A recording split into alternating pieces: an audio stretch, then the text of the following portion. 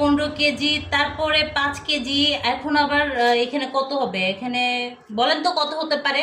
তো যাই হোক, এবারে নতুন এক ধরনের আম নিয়ে আসছে। এই আমের নাম কি বলতে পারেন? এর আগে কিন্তু আম্রপালি খেয়েছি, তারপরে হচ্ছে খিরসাপাতি খেয়েছি, ঠিক আছে।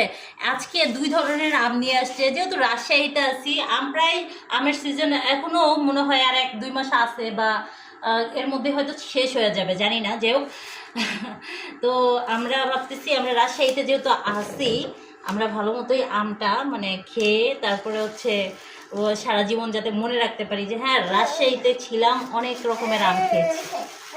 হ্যাঁ, লিহানও অনেক পছন্দ করে। লিহানের জন্য বিশেষ নানা আম।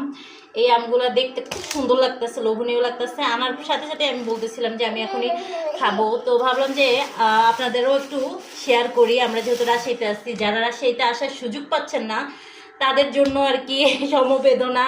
তবে হ্যাঁ, দাওয়াত রইল, যারা আমার ফ্রেন্ড সার্কেল, যারা আমার ফ্যান ফলোয়ার্স আছেন, তারা রাজশাহীতে এসে অবশ্যই আম খেয়ে যান। দেখলাম তো আজকের ভিডিওটা এই পর্যন্তই। লিহান দেখেন তো, লিহান একটা আম খাবে, খাবে?